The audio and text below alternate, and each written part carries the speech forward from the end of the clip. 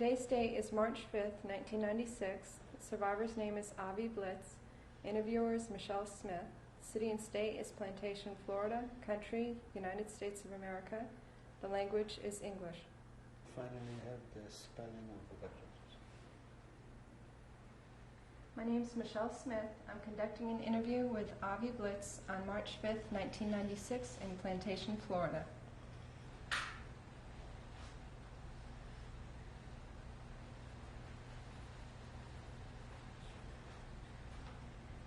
Your name and the spelling of your name. My real name is Abraham, Abraham, Blitz, Blitz, but I'm called Avi. Your age? My age is 58. And the date of birth? May 5th, 1937. The city and country that you were born in? Bukachovce is the city. Poland at the time was a country. And how do you spell Bukachovce? Buchechove.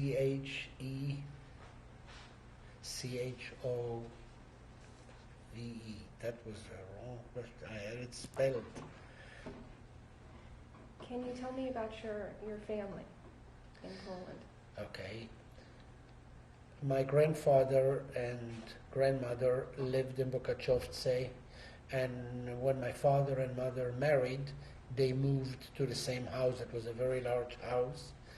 My grandfather was involved in business and the lumber and a soda factory. Your grandfather's name? Is Matitiau Blitz. And my grandmother is Chaya Claire Blitz. And I was born in the same house. And at the best that I can recollect was when I was 2 years old. That's my first recollection.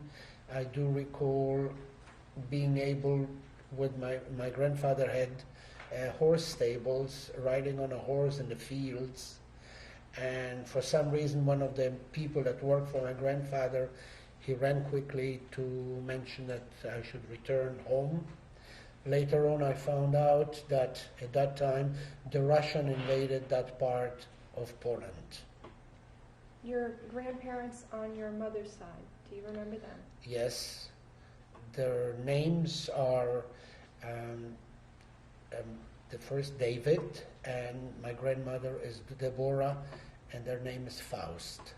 And they are from Rohatin, which is a city about 2 hours carriage drive on a dirt road. And basically going back to my early time, in 1939, Poland was invaded by the Russians. They were assisted by the local police, which were at that time Polacks, later on turned Ukrainian, and they looted everything on site, including confiscation of the factory and the lumber yard, and they took it over. The house where we lived was in the center of the city, and they decided to use it as their headquarters as well. Do you remember that? Yes, I do remember them being in and out of the house. I do recall my father at times disappearing and reappearing. The sequence, when he appeared or not, I do not recall while the Russians were in. The house was very large and we were given a little room to live. And at that time, my mother as well was catering to them with food and having the factory there as sodas. They have obviously enjoyed the beverages. And all that went through up until 1939.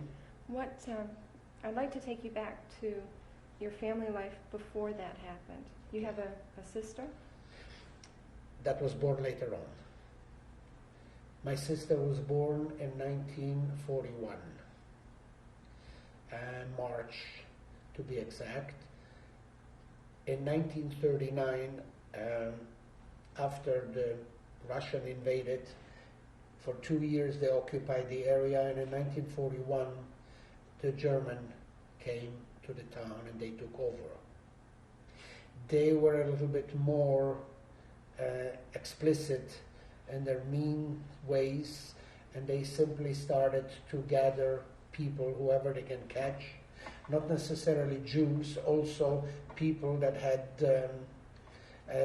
kind of governmental positions and they were taken away. We started to hide at a time when the Germans came. They took them a while to get to our area. Do you remember seeing the Germans? Yes, I do. I do recall seeing them, particularly at the time. We were always, when they would come, there would be an alarm, peaceful alarm, and we would hide. We would never hide at the same place twice. In a particular time that I remember, in 1941, being at that time about 4, we were hiding in a place where the hay was being put away for the horses and the cows and covered. And my father put me face to the wall, and there were cracks in that. It was a stable. And I saw through the stable the Germans, a couple of Germans arriving, and they went for my grandmother that was in a wheelchair. They didn't have time for her. I remember vaguely her falling off the wheelchair, and my father kind of put his hand on my eyes. I do recall later on seeing blood where that happened after that action was over, and I was made to understand years later that they simply didn't want to bother with her, not to waste their time, and they killed her, they beat her to death. My grandfather, they took away, I've seen that as well. At the same time, I do remember one thing of my grandfather walking away. He was very, very proud. He walked straight as if he was going to some gathering or something. That's the only thing I remember about him. He was led away. I later found out that they collected from that town about 1,000 Jews that they were taken to Bergen-Belsen and eventually gassed. Were there a lot of Jewish people in your town? Yes. From that town, they took 1,000. The other ones went to hidings. In 1941, after there were a couple of, they would call it actions, those survived, we were told to proceed to another town, Rohatyn, where there was a ghetto. When they would have actions, Avi, what would you see? What? That was the only time that I've seen it, because we hide at that time at a barn. The other times we would hide underground, and that was dug up through the floor, an entrance. It was leading to the bunker. Actually, it wasn't a bunker, it was a storage for wine or anything. They didn't have refrigeration at that time. Within that area, another part was dug up, covered with a small part as a cover of a huge barrel. And through that entrance that I remember being removed, going in and closing behind. We stayed in Bukachovce up to, as I mentioned before, 1941, and we were told at that time that the action ceased in Bukachovce, and by the Ukrainian authorities, or Polish at that time, we were asked to move to another town, which was Rohatyn. Those people that were lucky and had some wagons, small wagons or horses, would proceed as such. The other one would have to walk. I do recall after the action that we walked out from hiding that I saw a lot of mutilated bodies in the streets. There was blood, Jewish people. Who was with you? Not with me at the same place, but they were living, it's a small town. It was called a shtetl, and that meant that people lived next to one another, more or less. So as we were walking out of Bukachovce, you could see a lot of parts of bodies. The Ukrainians would enjoy, police would enjoy taking revenge, because they would, and most of the times would work for Jewish people that had businesses. So they enjoyed doing whatever they could that was accumulated apparently in their minds to take revenge, confiscate matters, and so forth. Did you see any of that?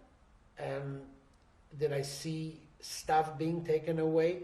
No, but the place where I lived, when we walked out of our place after the Germans left, there was hardly anything left in the houses. What the Russians didn't take, the Germans did. I don't remember how we got to Rohatyn. I'm blank with that. I do recall it wasn't difficult, and I think we had a wagon. Do you remember what family members were with you? My father, my mother, and my sister at that time was about, I would imagine, 4 months old. In Rohatyn was a town that people were collected from all the neighboring area, from small shtetls that existed, and it was difficult to find a place to stay. My grandparents on my mother's side had a house, and we were given a little room to stay. It was within the frames of the ghetto that was decided at that time. The ghetto area was an area where previously the non-Jews lived, and the local people, Polish or Ukrainian, would live there. They were giving the possibility to move to nice homes and houses so the Jews can be put in a certain area of confinement and controlled. It was an area that you had an entrance and an exit, and it was hard to leave. There wasn't barbed wire. I don't remember. Later on there was, but for a while it was just an area that we were put to live together. That period of time, anyway, we lived in a little room, 4 people. There were 3 other families within the confinement of that house that lived. There was a cave built underneath. That cave extended itself. I don't remember why, but the cave extended itself to outside underneath the gate. It was hidden. It was barbed wired at that time, eventually, and there were some branches. It appeared to be as a sewage. So it wasn't noticed very much. It wasn't very large. You had to crawl out of it. The reason that I'm mentioning it, from my recollections and from what I've heard, while we were at the ghetto in Rohatyn, there were 3 actions. The first one was in June of 1942. What happened that day? Well, what happened, they would come and search in homes for Jews that did not move as yet to the ghettos. And there were quite a number that simply didn't have space in the ghettos, so they decided to remain, and they were hoping they would bribe their way to the local police that would kind of let them stay there. What do you remember seeing? I do remember shouting at one time, and it was the Germans apparently came, and the voice said that there are no more Jews there. I was told when they heard that, they would put on the doors, "The house is free," or something to that effect, that they don't have to worry anymore about that place.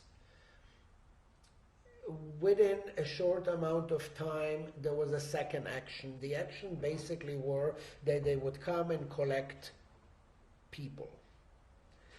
They would collect them and promising them that there is work, and the family will join later. And those people would be leaving. Those people were at the time of working, physically able. The women, often young women, were taken away as well. Later on, also very young children were taken away. I do recall a certain time specifically, and that was in the second action, that was in December of 1942, where we knew that the Germans were coming, and we ran to hide under the house in that shelter bunker that was built. There were a couple of families there. One of them did not allow my mother to bring my sister in. There was shouting and so forth, and I'm at this point also relying on my memory and as well of what I've heard that occurred at that time. Basically, one of the people said to my mother, if you bring your daughter here, I want to hold her. If she cries, I'll choke her. So my mother said, if you're going to do that, I'll scream so loud that everybody's going to be found and you will not survive. Eventually, she decided to leave my daughter totally covered in blanket in the upstairs. She covered her well. I was told later on by my aunt that my mother gave poppy seeds on the lips of my sister, something that it was used as a tranquilizer so she won't wake up. That action took about a half an hour. We knew when the action was over there would be another breaking, piercing alarm. People would go out. I do recall hearing my mother screaming. She went upstairs prior to me emerging and my father, and she didn't see my sister. She was taken away. While that action was going on, what were you doing? I don't recall. I was there. I don't recall what I was doing exactly. I had a very interesting experience also with my father, where he had a way about him, how he presented to me things. He would talk to me very softly, where the other ones would shout because they were nervous, they were scared, they were very abrupt in their decisions to hide. He would come and speak to me softly and kind of calm me down. Going back to when my mother emerged from the area where we were hiding, and my mother ran out and my father and I followed. It was snowing. My parents and my grandparents on both sides had always very good relationship with the local people. One of the ladies, when she saw my mother emerge, she said to her, yes, she was screaming, where is my daughter? Where is my daughter? She said, yeah, we saw your daughter being taken by the Germans and put on a wagon. And as a matter of fact, we saw that the baby was given to a woman that was on the wagon to hold. My mother got very frantic and was screaming. And in the snow, the wagon wheels were left and she simply followed those wagon wheels. My father was shouting at her to come back, but she just continued going. And I understand 20 minutes later, the snow ended, she saw the blankets, a bundle, in the snow, and sure enough she went and she saw her daughter that was almost frozen. She survived. We stayed at Rohatyn until June. That was the last action. We were told that the last action, all the remaining people will be executed, will die. The rumor was, that's what I understood from my parents, that they were going to build a factory of tile, and they needed the local Jews to dig a huge area so where the foundation for the tiles of that factory will take place. And they were working at that time, I would imagine, about half a year. And they dug up a huge, tremendous place.